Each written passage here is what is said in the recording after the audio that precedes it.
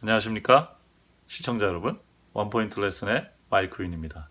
오늘은 바울의 이 선교 여행을 전체를 한눈에 좀 요약해서 이해를 해보려고 정리해보는 시간을 갖도록 하겠습니다. 우선 바울의 이 1차, 2차, 3차 선교 여행이 갖는 중요성은 제가 강조하지 않아도 너무나 중요하다는 것은 다들 알고 계실 것입니다. 근데 중요한 것은 이제 너무 방대하고 알아야 될 정보가 많다 보니까 이름은 또 생소하고 그래서 잘 한눈에 파악이 안 되는 경우들이 있거든요. 오늘은 좀 쉽게 그 바울의 선교 여행들의 그 중요한 포인트를 요목요목 한번 이렇게 잡아보려고 생각하고 있습니다. 먼저 바울이 선교 여행이 있었던 그 시기에 대한 이해가 좀 필요하다고 보는데요. 이 시기에 대한 이해도 연도를 다 외우려고 하면 너무 복잡하니까 가장 중요한 사건을 중심으로 외워두시면 좋을 것 같습니다. 먼저 이 끝에 제가 적어놓은 걸 살펴보시면 대체적으로 바울의 1차 선교여행은 AD 45년에서 47년경, 그 다음에 예루살렘 총회는 한 49년경, 그 다음에 2차 49년에서 52년, 3차 53년에서 58년 이렇게 기록이 되어 있습니다. 문제는 예루살렘 총회는 49년이고 사도행전 15장이 기록된 것은 딱 정해져 있다는 것이죠. 문제는 그 전입니다. 바울이 얼마만큼의 무명 시절을 보냈는지 공식적인 활동을 하지 않고 제야에 지내면서 지낸 기간이 몇 년인지 그걸 이해하고 그것을 정리하는데 좀 논쟁이 많이 되고 있죠. 그래서 어떤 데는 47년에서 49년이라고 보는 데도 있습니다. 1차 선교 여행이. 그래서 바울이 AD 34년에 스데반 순교하는 자리에 있고 그 다음에 회심을 하지 않습니까? 적어도 34년, 35년경에 바울이 크리스찬이 됐다면 그 이후로 1차 선교여행에서 선교사가 되는 데에는 10여 년 이상의 10여 년 정도의 시간이 걸렸음을 우리가 짐작을 할 수 있습니다. 정확한 연도에 대해서는 신학자들마다 좀 의견이 달릴 수 있지만은 바울은 한 10여 년 정도 무명 생활을 보내면서 다소에서 선교를 하긴 했겠죠. 그러나 아마 앞으로 있을 선교 사업을 위해서 좀 제가 보니까 자금을 좀 모으고 또 이제 그런 준비를 좀 하고 신학적 준비를 좀 하고 있지 않았나 이런 생각이 듭니다.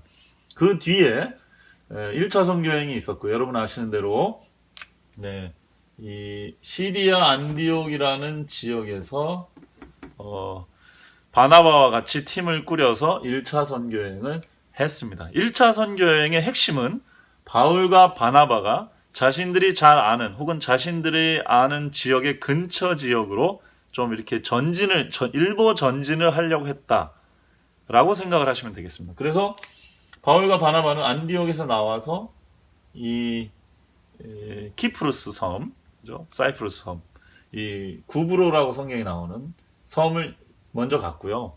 이곳이 1차적인 선교 대상이 된 이유는 바나바가 이쪽 출신이기 때문에 그렇습니다. 그 다음에 이쪽 터키 동남부 지역으로 들어가서 비시디아 안디옥에서 이고니온, 루스드라, 더베를 찍고 다시 이걸 역순으로 해서 안디옥으로 돌아오는 것이 1차 선교여행입니다. 자, 1차 선교여행의 핵심은 뭐냐 그러면 바울과 바나바가 자신들이 그전부터 가고 싶어 했던 선교의 대상으로 삼았던 곳 바울의 고향인 구브로와 바나바의 고향인 구브로와 바울의 고향인 다소 주변에 있던 큰 도시들 그 중에서 특히 도로 교통의 요지인 비시디아 안디옥에 가서 복음을 전했다는 사실 그것이 핵심 포인트가 되겠습니다. 1차 선교여행은 이 비시디아 안디옥과 그 주변 도시를 돌고 구브로 섬을 선교를 했다. 왜? 바울과 바나바가 선교사로 안디옥 교회에서 파송을 받았죠. 이 사람들이 생각할 때는 이 처음부터 먼 데를 공략한 게 아니라 자기가 갈 수 있는 혹은 가고 싶었던 그런 곳 일보 전진을 생각하고 1차 선교여행을 갔다 왔다 이렇게 보시면 되겠습니다. 그리고 1차 선교여행은 성공적이었습니다. 그리고 1차 선교여행은 유대인들이 있는 회당을 중심으로 일본 전진이기 때문에 그렇게 선교를 했다는 것이죠. 이 1차 선교 여행에서 우리가 배울 수 있는 메시지는 여러 가지 있습니다만 이번 시간에는 이 전체 큰 그림을 좀 먼저 보도록 하겠습니다. 그 다음에 우리가 잘 아는 대로 AD 49년 사도행전 15장에는 예루살렘 총회가 있게 됩니다. 이 예루살렘 총회에서의 결정은 할례 문제였죠. 할례를 받아야만 그리스도인이 되는가? 그리스도인이 되는 데는 손에 할례가 필요하지 않다라는 것이 그 결론이었습니다. 이것은 바울과 바나바가 이 지역에 복음 전도를 하고 몇몇의 이방인들을 얻은 이후에 이 행정적 결정이 난 것이기 때문에 복음 사업에 굉장히 큰 기폭제의 역할을 한 사건이 되었습니다. 그래서 곧바로 바울과 바나바는 2차 선교 여행을 가는데 바울과 바나바가 팀이 갈라지게 되죠. 바나바는 다시 전에 선교 여행을 했던 구브로 지역으로 가게 되지만 바울은 그 다음 단계로 에베소 지역, 다시 말해 아시아 지역, 터키의 서남부가 되는 아시아 지역, 다시 말해 1차 선교 여행 때 갔던 곳에서 조금 더 나아간 곳을 바울은 염두에 두었던 것 같습니다. 그 다음에 바울은 그 전에 복음을 전도했던 1차 선교 여행에서 복음을 전했던 사람들 중에서 제자를 합류시키고 그 다음에 자기한테 맞지 않았던 마가 요한은 그 바나바에게 맡기고 실라라고 하는 자신의 사역의 색깔이 맞는 사람을 이제 데려가서 바울의 2차 선교 여행은 팀이 좀 커진 제자들도 있고 그다음에 뭐 의사인 누가도 있고요. 그다음에 실라도 있고 이런 식으로 팀을 좀 크게 확장하면서 선교 운동을 벌리는 식의 개념을 찾을 수가 있겠습니다.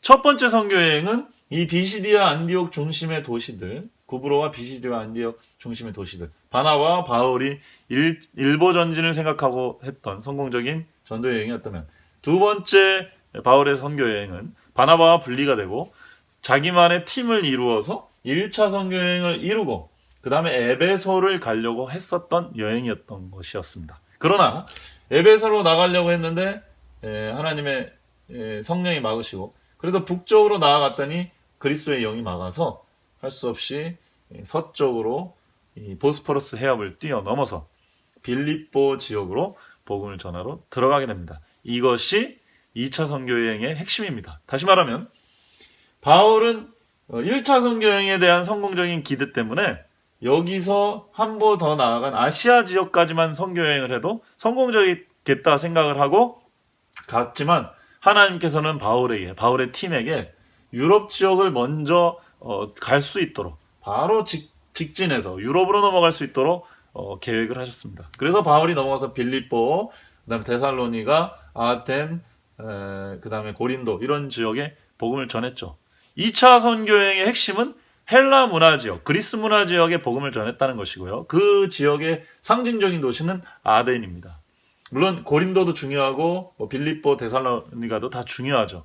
하지만 핵심은 아덴, 헬라 문화의 센터에, 도시에 그 핵심에 복음을 전하면서 바울이 아덴에서 전한 복음 사역이 기록이 되어 있는 것, 그것이 굉장히 중요한 내용입니다.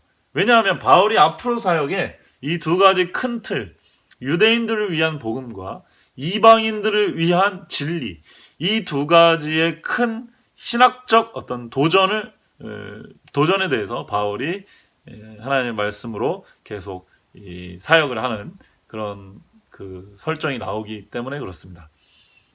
그래서 2차 선교 여행 때부터 이제 바울이 그러한 신학적 고뇌와 답변들이 그 초대교회 교회의 문제에 대한 신학적 답변들이 바울이 쓴 바울 서신으로 기록되기 시작합니다. 자, 2차 선교 여행을 한마디로 정리를 하자면 예루살렘 총회 이후에 팀이 갈라져서 바나바와 바울이 분리가 됐고 바울은 자신만의 팀을 이뤄서 전도를 했다. 근데 아시아 지역에 터키 내에 있는 아시아 지역에 전도하려고 했는데 하나님께서 길을 막으시면서 오히려 헬라 문화의 핵센터로 깊숙이 들어가는 선교를 하나님께서 이끌어내셨고 그래서 빌립보, 데살로니가, 베레아, 아테네, 고린도 이런 지역의 복음화를 하게 됐고 거기에는 단순히 회당을 중심으로 한 유대인 중심으로 한 이방 선교가 아니라 아예 이방인의 회당에서 이방 신들이 종교들이 가득한, 신화가 가득한 그곳에서 직접적으로 복음을 전하는 그런 모습들이 기록이 되어 있는 게 바울의 2차 선교 여행이고, 거기서도 실패와 성공을 맛보면서 바울이 선교인으로서 한 단계 성장하는 그런 모습을 보여주게 되는 것입니다. 자, 이것이 2차 선교 여행입니다. 3차 선교 여행은 바로 2차 선교 여행에 이어서 바울이 그동안에 선교했던 지역을 다시 쭉 돌면서 그 기초를 놓았던 것을 더 튼튼하게 만드는 그런 작업들을 하게 되고요. 3차 선교 여행은 사실 한 5년 정도 좀 긴 기간을 하게 됩니다. 이 3차 선교 여행 때 바울은 에베소에 가서 에베소에서 좀 한 3년 정도 두란도라는 서원에서 굉장히 오랫동안 사역을 하는데, 그래서 사실상은 목회 사역을 한 모습을 볼 수가 있습니다. 그래서 이제 에베소 교회하고 어떤 그런 큰 교감을 갖게 되고요. 바울이 2차 선교 여행 때 못 푼 한을 3차 선교 여행 때는 에베소에서 좀 머물면서 선교를 하게 되죠. 그러면서 바울이 그 전에 선교 여행을 다닌 교회들에서 문제들이나 혹은 아쉬운 점, 또 궁금증, 이런 것들이 바울에게 편지로 날라왔거든요. 그래서 바울이 혹은 사람의 인편을 통해서 소식이 들려오고요. 그래서 바울이 그 문제에 대해서, 그렇죠? 고린도 교회면 고린도 교회, 데살로니가 교회면 데살로니가 교회, 그 다음에 갈라디아 지역이면 갈라디아 지역, 이런 지역들에 대해서 문제를 해결하는, 신학적으로 정립을 하는 그런 편지를 쓰는데, 그것이 바울 서신이 되겠습니다. 이후에 바울이 로마까지 가고 싶어서, 로마를 넘어서 스페인까지 가고 싶어서 로마서에 이제 복음을 정리하게 하면서 자신의 선교 계획을 기록했었고요.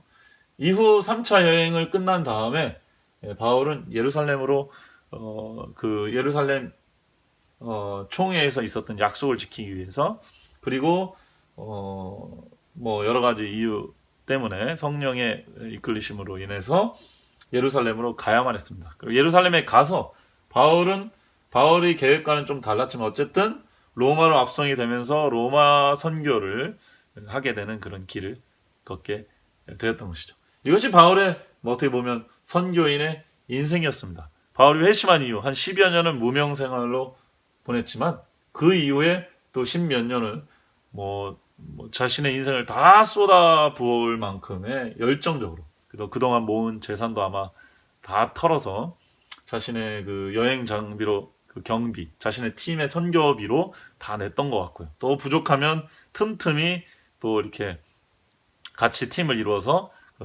천막 짓는 일을 하면서 돈을 벌어서 자기 사업을 충당했고, 그리고 또 유대인들에게는 유대인들에 맞게, 또 이방인들은 이방인들에 맞게 어떻게 복음을 전할 것이고, 그 다음에 교회가 이루어지면 고린도 교회 같은 경우 타락하고 부도덕한 지역에 교회가 세워진 것인데, 거기에 교회가 그래서 새로 유입된 교인들에서 문제가 많았습니다. 그래서 그런 문제들을 어떻게 해결할 것인가, 그리스도 중심으로 이러한 세속적인 문제들을 어떻게 해결할 것인가, 이런 고뇌들이, 그리고 그것에 대한 답변들이 이 3차 3번에 걸친 선교 여행을 하면서 쏟아져 나오게 된 것입니다. 이것이 바울의 선교 여행의 전체 어떤 대요라고 볼 수가 있겠습니다. 자, 다시 한번 정리를 드리면, 바울과 바나바는 안디옥에서부터 선교를 시작합니다.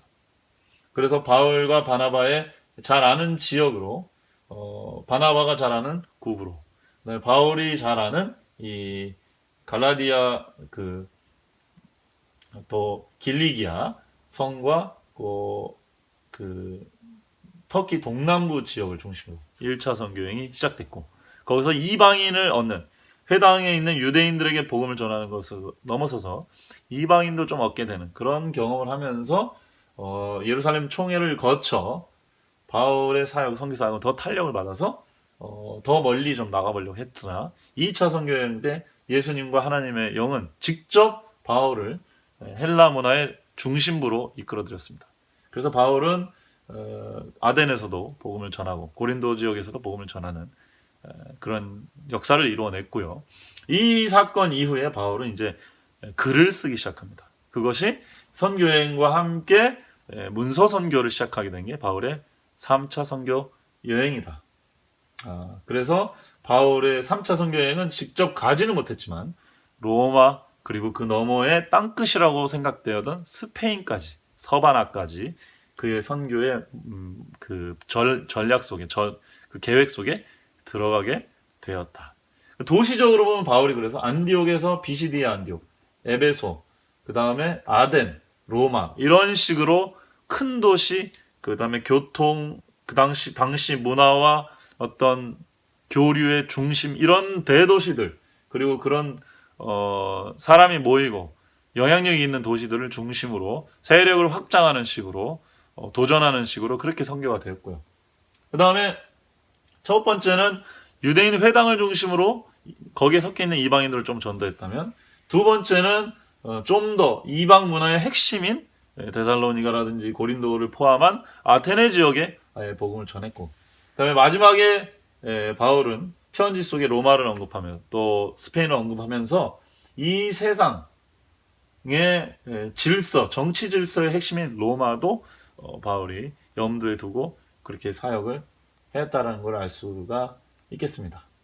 자, 이렇게 정리를 좀 하면 바울의 선교 여행이 오늘날 우리에게 어떤 의미를 주는지도 아마 좀 더 쉽게 그 속에서 의미를 뽑아낼 수 있을 거라고 생각합니다. 오늘날 우리에게 필요한 선교적 도전 정신, 그 다음에 처음 선교를 할 때 어디서부터 어떻게 해야 되고, 또 팀을 꾸려서 사역하는 것, 그 다음에 준비, 재정적인 준비라든지 이런 것들, 그 다음에 사실 선교는 하나님의 성령의 이끌리심을 받아서 그분의 음성을 따라가면서 하는 것이라는 사실들, 그 다음에 선교사의 이런 도전적인 일뿐만 아니라 교단과 조직이 행정적으로 그 올바른 어떤 결단을 내려주고 선교적으로 힘을 낼 수 있는 어떤 제도를 준비해 주는 것도 굉장히 중요하다는 사실도 볼 수가 있고, 또 계속적으로 선교를 하면서 우리가 선교적으로 선교사들이나 사역자들도